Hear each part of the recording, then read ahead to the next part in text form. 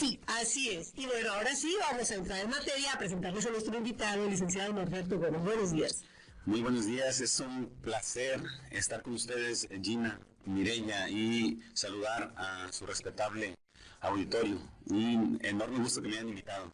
Pues encantada también, ya teníamos planeándolo también varias semanas y todo eso, pero pues el día de hoy ya por fin llegó.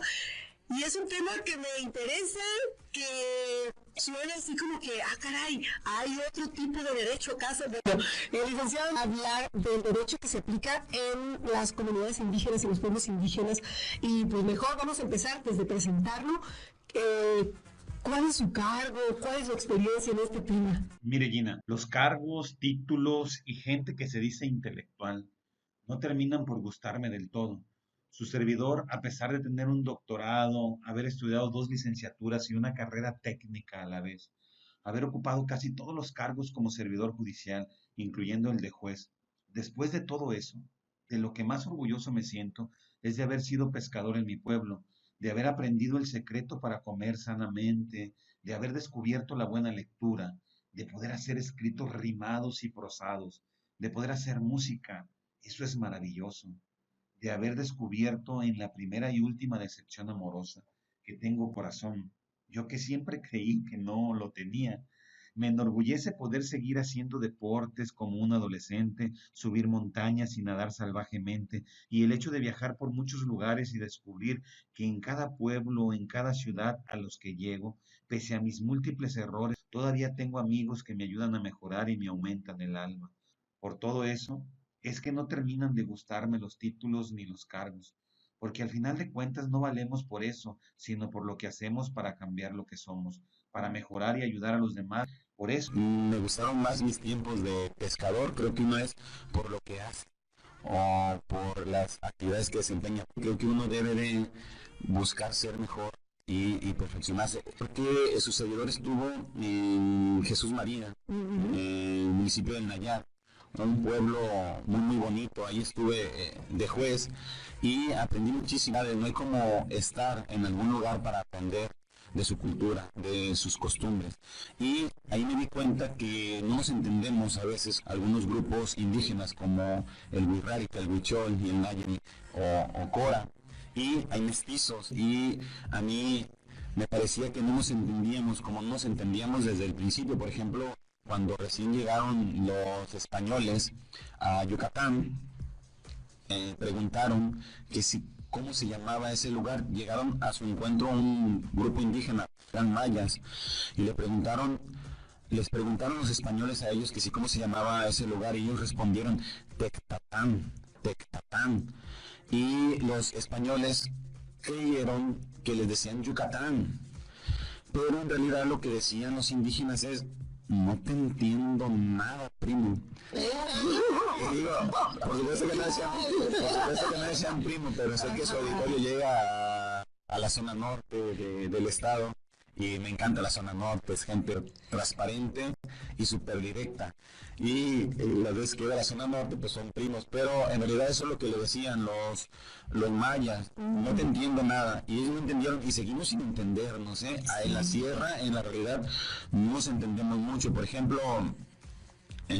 me encanta otra anécdota de Panamá, de unos indígenas que se llaman los cunas. Esos indígenas están en el Mar Caribe, una zona súper hermosísima del Mar Caribe, en una isla, en un archipiélago que se llama San Blas, igual que nuestro municipio de Nayarit.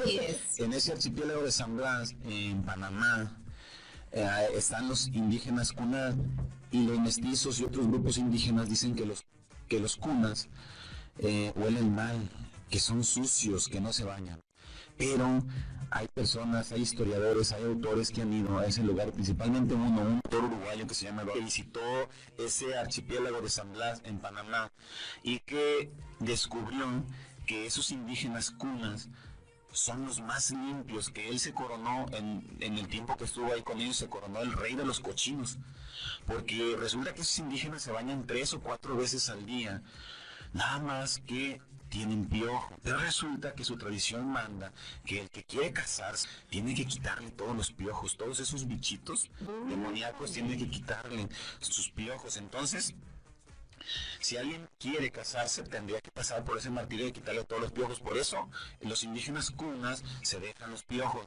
Y como sienten esa incomodidad de traer los piojos en la cabeza, se bañan muy a menudo y son limpios, pero no se entiende su cultura, no se entiende su tradición, y por eso dicen que son sucios cuando realmente no lo son. Como introducción estábamos hablando de las diferencias del lenguaje y pues a mí me gustaría que platicáramos más al respecto y en qué poblaciones ha estado de aquí de Nayarit, etcétera.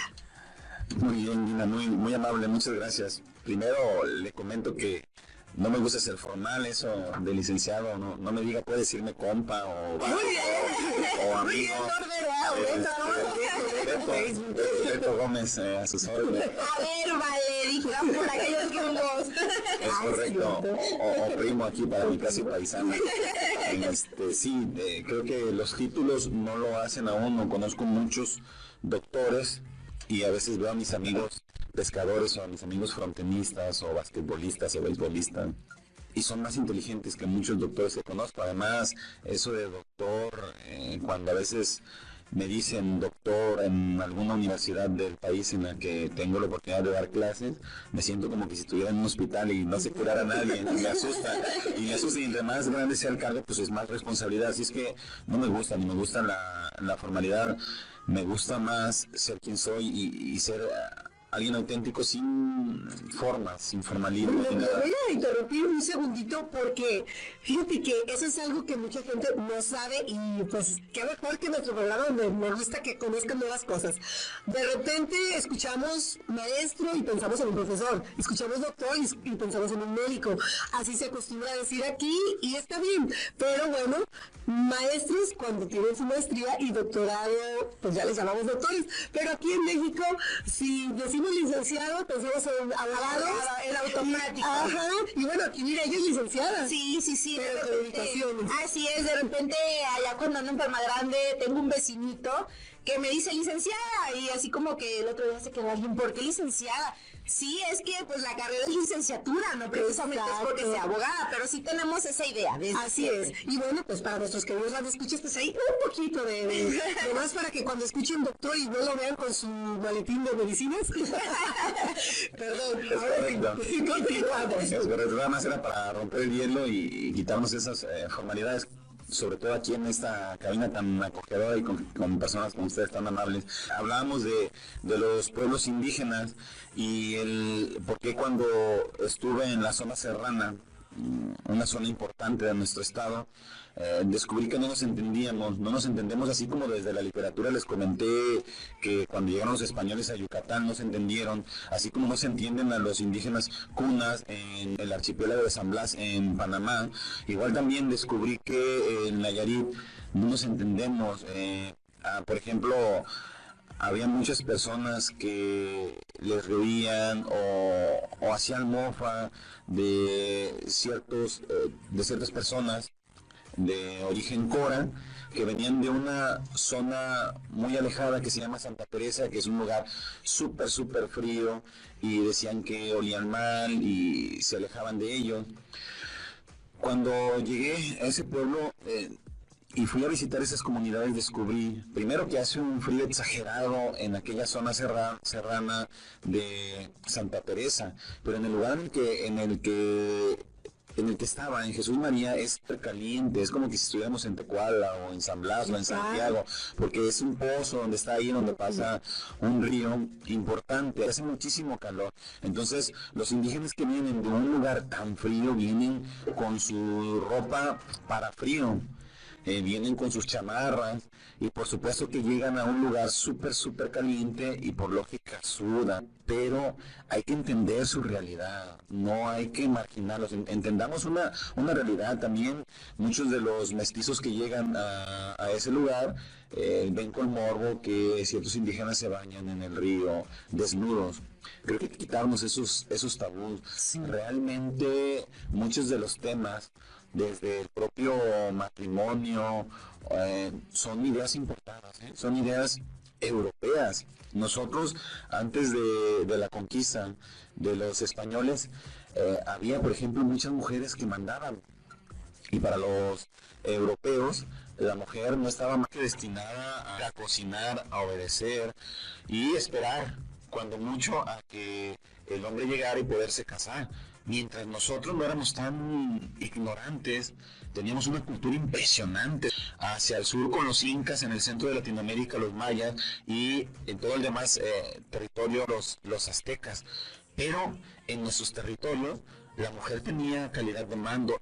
Había divorcio aún en los pueblos más represivos, que los aztecas eran unos pueblos sumamente represivos. Por ejemplo, castigaban el adulterio, el tener dos parejas, con la muerte, con la pena de muerte, y aún ellos tenían un divorcio. Bastaba con la sola voluntad de la mujer para que se pudiera divorciar, lo cual no lo tenían en Europa. Entonces llegaron de 70 millones de indígenas en los años de conquista. Únicamente quedaron 3,5 millones, los aniquilaron, los mataron, violaron a los indígenas, se llevaron todo nuestro oro, la plata y después los cultivos. Y bueno, eso está en la historia, y muchas veces esa historia oficial no nos dice la realidad, no nos dice la historia de los vencidos, de los que siguen sufriendo, porque nosotros ahora como mestizos seguimos marginándolos, seguimos tratándolos mal y los tenemos relegados cuando desde la Constitución se les protege. Su servidor, que estuvo allá en aquella zona, me di cuenta de esos y muchos temas, además de que ya había leído algo de pueblos indígenas. Híjole, no, pues qué padre. Me da gusto saber que aquí en nuestro querido México, o sea, me da gusto y no saber que en nuestro querido México estábamos tan avanzados, pero pues la conquista llegó a quitarnos un poquito del avance y a regresarnos un poquito, ¿no? Tan avanzados estábamos que fuimos los primeros en el mundo, mucho antes que muchos pueblos árabes, en descubrir, por ejemplo, la cifra cero. Los mayas tenían los calendarios más precisos, los mejores calendarios.